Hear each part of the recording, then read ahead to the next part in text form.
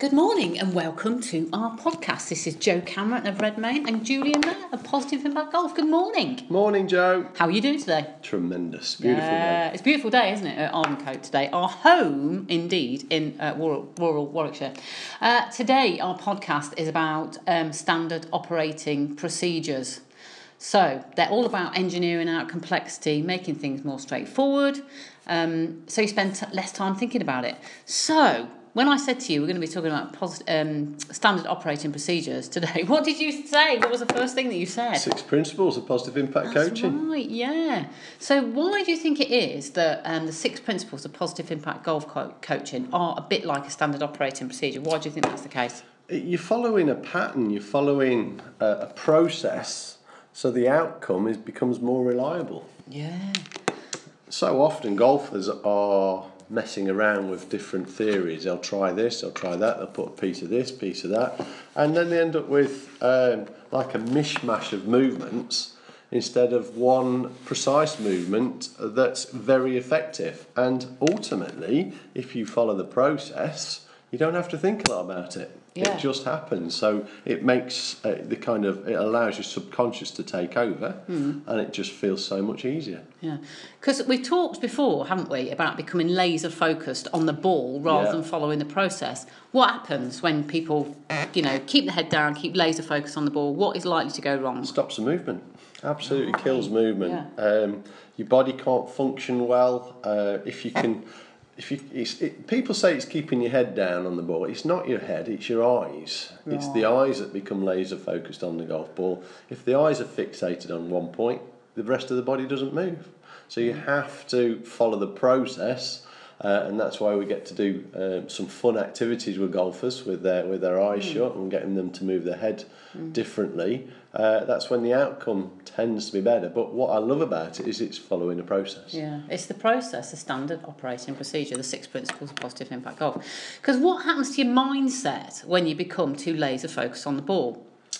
What can go wrong, Everything can go wrong. And when things start to go wrong, then you start tinkering with different things, and then you start going on YouTube and searching for why has this happened, why has that happened, and ultimately you lose the whole process. Because you get too really focused on hit or miss. Yeah, so there's absolutely. no middle ground, is there? No, like before you go to hit the ball, am I going to hit it? What's going to happen when I make contact with it? All those sort of swing thoughts that you call them, aren't they? Yeah. So there's less middle ground really when you're just focusing on hitting the ball. There's that doubt that creeps in, the anxiety about whether you're going to connect with the ball, all that sort of thing. There's nothing nicer than not having to think about your golf swing. Yeah. There's nothing nicer. That's when you're going to play your best golf. But to get to that point, you have to do things in a structured way rather than ad hoc and just trying little bits and bobs. So that's why positive impact coaching works. Imagine that, not having to think about your golf swing. Oh, it's amazing. Absolutely amazing. Really nice place to be. So you can just play golf without thinking about your swing. You look at your target and you hit your target. Because you followed your process, your procedure. You've got to do a bit of work though, to be fair. Yeah, You've got absolutely. to put some work in. Yeah. People think, I've tried it 3 times now and it doesn't work. Well, it probably won't work because you've got to undo some of the other stuff. It might take three days, it might take 3 months, it might take 3 years. So what? If you keep following the process and you know where you're going, you're going to get there. Well, you've got to retrain some muscles as well, haven't you, Well, presumably? that's actually not true, Well, John. no, but you've got to get a bit more flexible. If you're not used to using, that side of your body, like you keep saying, learn to turn. If you're not used to using that side of body, you've got to open it up a bit, haven't you? You've got to play with it. It's got to free itself up, is what I'm saying. What? So part of your body might be stopping you moving. It could be, but it's actually probably not your body. It's more to do with your belief system. Right, yeah. Because if you believe you've got to do one thing and your body's trying to do another thing, they probably won't match up. And what you're actually training is your subconscious. Which is your brain, yeah. Do you know, I saw a guy, didn't I, the other day, at Ardencote, our new home of Positive Impact Golf and the Redmayne Leadership and Management Development Centre, rural Warwickshire, beautiful place. We did a big event here on Friday, didn't we? But I saw one of the guys that came and he said, right, I must tell you about Julian's hints and tips that he gave me on the day. And he said he'd had a really bad back. He's had a back operation. Yeah. But you were teaching him just to release some of his tension through some of his swing. Yeah. And he said he was getting 20 yards on his on his strokes. Was that Rick from America? Yeah, that was the guy. Right, Yeah, okay. Yeah. Yeah, he was mega tense when he was setting up and swinging the golf ball. And, if tension is shocking. It takes your energy, it exhausts you after, say, hole 13, 14, and it's not very good for your body. You can't move very well. But you think the tension's going to come in. If you're too laser focused on the ball, your tension's going to come in. Am I going to hit it? Am I going to miss it? Yeah. You're going to get anxious. You're going to get tight. Your body's going to stiffen up, isn't it? That's right, yeah. Stick to your process. Remind us what the 6 principles of positive impact golf are. I get them. I know what they are now off by heart because we get them in our house most days. We do. I've just put a little video on YouTube. It's called Learn to Turn, which is well worth having a look at, and the principles are on there, but it's turning your body, shifting your weight, your natural rhythm, coordination, balance and souplesse. If you apply those things to a golf swing, ultimately they turn into a feeling rather than 6 swing thoughts, and that's what we're looking for, at the feeling. That's when you're going to play your best golf. It's great fun. That's interesting because a lot of people over the years have been told to turn off their feelings, haven't they? Yeah, that's right. Yeah, just especially blokes, haven't they? Sometimes they've been taught, to be macho, don't feel anything and stuff, and that could be quite weird, asking people to, start feeling stuff about the golf swing. But nonetheless, try it. Definitely try it. See what happens.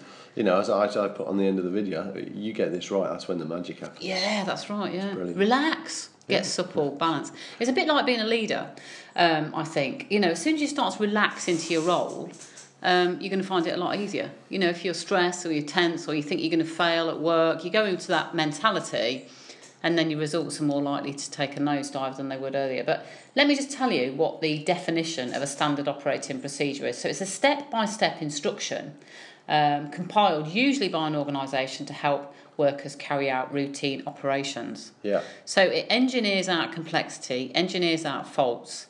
A 3-step process that you just follow. Just follow the process. If you follow the procedure, the process, there's less likely for failure and miscommunication. And, my background's in the motor industry, so we used to be massive on this when you're building cars. Because when you're building, hundreds of cars a day, you need to just have the process that gets followed to make sure you build the same car every time. Yeah. So I think that's probably why it's a bit in my DNA as well, to talk about processes all the time. But as a leader, as much of the things that you can get into a process, it's a bit like golf. It stops you thinking about it. Yeah. And then the outcome tends to be better. Yeah. Because I think what we'd like you to experiment with is this idea of not thinking too much, because it does release a load of energy, doesn't it? It's quite amazing how much fear, stress, tension, it's quite amazing how much energy that takes up, isn't it? It's exhausting. Absolutely exhausting. Yeah. And boring. Yeah, it's boring, isn't it? Yeah. I was just thinking about the event that we did at Ardencote last Friday, where we had the pilot come. So we don't need to say which airline she was from, but we were talking about how to deal with difficulties and how to deal with stress when it comes, or catastrophes that are likely to happen. And in the airline industry, that's exactly what they have, a set of processes. Yeah. So if you're a pilot and something's going wrong, they just get out the procedure. So it stops you having to think about it, it stops you feeling anxious, it stops you feeling stressed. So if this happens, you get the book out and you follow the process. Yeah. So it is a way of reducing stress as well. Yeah, I was having a good chat with her, and I said, what would happen if you actually sat in the co-pilot seat? You're normally the pilot. And she says, everything's on the other side, so you really have to think about what you're doing, but you just get your manual out and you go through the process, rather than going on to automatic pilot where you go, I know where all the buttons are, well, I'm in a different seat now, I've got to follow a different process. Yeah, it's really interesting what she had to say. Brilliant. So even when you're sitting on the other side, you've got a book. You've got to, you've got, because all the buttons are on the opposite side, so you could turn the engine off, for instance, instead of turn them up. Isn't that interesting? Yeah, so it sounds pretty straightforward, but I would imagine it's quite scary when you've got a few passengers on the back. So. Oh my Lord, that's so fascinating. So as a leader, you probably need to be thinking about the jobs that you've got or the things that you do regularly, turning it into a procedure and educating people in that procedure, because it saved you a load of hassle and it'll save the people a load of hassle, wasn't it?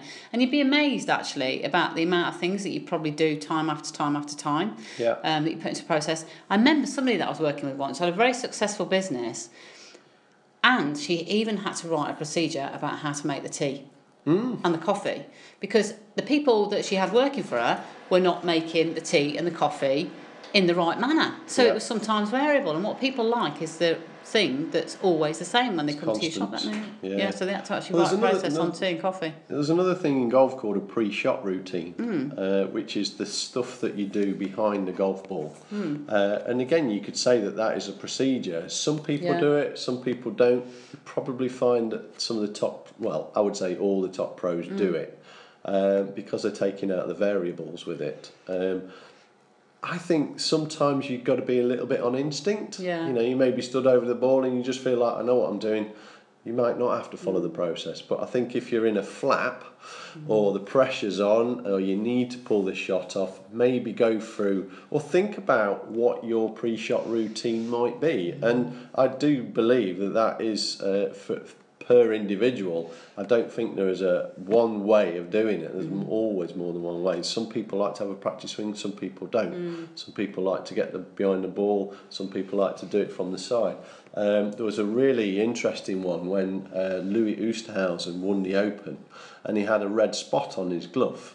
And people kept seeing him looking at this red spot and, you know, what's that all about? And really, he was just putting himself in the moment, visualising his shot. The spot was a key to start to think about what he's doing, followed his process, won the Open. Yeah, pretty good outcome. Yeah. So, well worth Where's your doing. red dots, I suppose, is the question. It gets some red dots that just remind you about what the process is. But I was just thinking, I was just remembering then when you were saying about Ozzy Osbourne. And Ozzy Osbourne, even after all the years he's been doing what he's doing, he still has a procedure before he goes on stage. And it's a great big banner, like, 10 foot tall. A great big banner that's 10 foot tall that shows him what his pre-show routine is. Yeah. Even after all them years. So he doesn't miss sure anything. Even one part of that is going on a bike, isn't it? On a little pedal an bike. exercise bike, was it? Yeah, Cycling all those type of Other things. successful people meditate before they go on. I think doing nothing's worse. Yeah. So the upshot is really, from a golfing perspective, check out the 6 principles of positive impact golf. Get it into a routine. Just keep following it. Stick to it. So don't give up too easy either. Yeah, too many people give up after a week or 2 weeks. Oh, this isn't working. Well, it does work. Yeah, it does. We've got thousands of people to back that up. Just follow it. Just keep following it. Yeah, trust it. Yeah, you've got some faith. It's not come about by chance. All these things that we've come. It's come through lots of trial and error, and really getting rid of the rubbish that's out there and the complicated golf swings out there. And dare we say the tour player template swing, which I believe is hurting amateur golfers. So maybe have a think about, are you following the right methodology? Yeah, because as we always say, we're social golfers, aren't we? We're not, we're never going to be as good as the people on the telly, are we? We just want to enjoy it. We're not built for it. We haven't got the time to have the backup or the massages or the fitness and all that sort of stuff. And then they just go with your own body. They're the elite in the world. I can't go and run a 9-second 100-metre race against Usain Bolt. I'm never going to be able to do it. So why should I try and run like Usain Bolt? We were talking on Friday, weren't we, about the concept of being average? Yeah. Let's just be average for a day. I know you might not like that concept because everybody's taught to be the elite, to be the best, aren't they? But there's a great story, again, about Donny Osmond, who, was basically, they made loads of money, didn't they, through the Osmond. They lost it all and he had to go back onto stage. And he had massive stage fright. So we had to go through loads of counselling and stuff to fix his stage fright. But the upshot of it was, his counsellor said to him one day, why don't you just go on stage and be average? Yeah. And it was his best performance. So experiment with just being average. See what happens. I know it goes against everything that you read in the books, doesn't it? But think about being average today. But I've got to say about the man that came from Sweden for 2 days, I have to say that you and him looked like two men that were just absolutely in a place of heaven for 2 or 3 days or whatever. I mean, he came thinking, how on earth am I going to have the energy to, hit golf balls for 2 or 3 days? Well, the third day, he came in our shop at 10 o'clock and he was still going out to play more golf until 4. And that's because he was relaxing into his swing because he wasn't carrying that pressure with him. No pain after Amazing. 2 days of hitting a lot of golf balls, playing a lot of golf. But the methodology that we coach doesn't create pain. But you did both look in your element, I must admit. It's worse things to do in life, isn't it? It was 30 degrees out there, wasn't it, for 2 whole days. Stunning. He had a blast. He loved the Arden Coat, and I've got to say, if you're not familiar with Arden Coat, if you're from outside the UK, have a look at it, Google it. It's in rural Warwickshire, right next to Stratford, Warwick, Royal Leamington Spa, and Royal Leamington Spa is only one of 3 places in the UK that's got the word Royal associated with it. But it's a beautiful place, isn't it? With stunning grounds, a lake, and an 18-hole golf course, and we're very humbled and privileged to be permanently based here now. But yeah, you did look like you were in your element. And there's somebody else coming over from the States as well. Yeah, I've got John coming over from America first week in August for 2 days one-to-one coaching. Can't wait. So you're going to be in your element once again. I know. So your golf tip of the week. My golf tip of the week. Have a look. If you're struggling in bunkers, have a look at my YouTube video about playing out of bunkers. It goes against what is commonly been kind of said amongst golfers and how you should set up to it. I set up to it very differently, move the club slightly differently. But if you're struggling in bunkers, have a go. I think you'll love it. If you're struggling in bunkers. So there you are. If you're struggling in bunkers, have a look at the YouTube video. And we've got a nice day today, haven't we? But before we say what we're doing today, just check out the Facebook, Twitter, redmaingroup.com. I'm Jo Cameron. .co.uk. You're Julian Mellor Pro. We're quite easy to find, aren't we, on Google? So have a look. Please come and experience the Arden Coat. It is an amazing facility. We can do all your sort of away days and stuff here with golfing activities or with non-golf if you're a non-golf as well. The team building side of it's absolutely brilliant. Yeah, we had some lovely feedback, didn't we, last week, which is fantastic. So we're off to Sports Day today, aren't we? We are. Can't wait. Going to go and cheer on Rod. We're childish, aren't we, really? We are 2 children when it comes to Sports Day. I think next Christmas Day and the swimming gala, Sports Day is one of my favourite days. Yeah, I couldn't agree more. So we're going to go off and be children, and I've just got a few sandwiches, a little picnic, fit for a king and a queen, I think, today. But it's a beautiful day here in Warwickshire. So we hope you've enjoyed our podcast anyway. So I'm Jo Cameron with Julian Mellor Pro on Twitter. So have a lovely day, and we hope to see you again soon. Take care. Thanks for listening. Thanks for listening. Bye.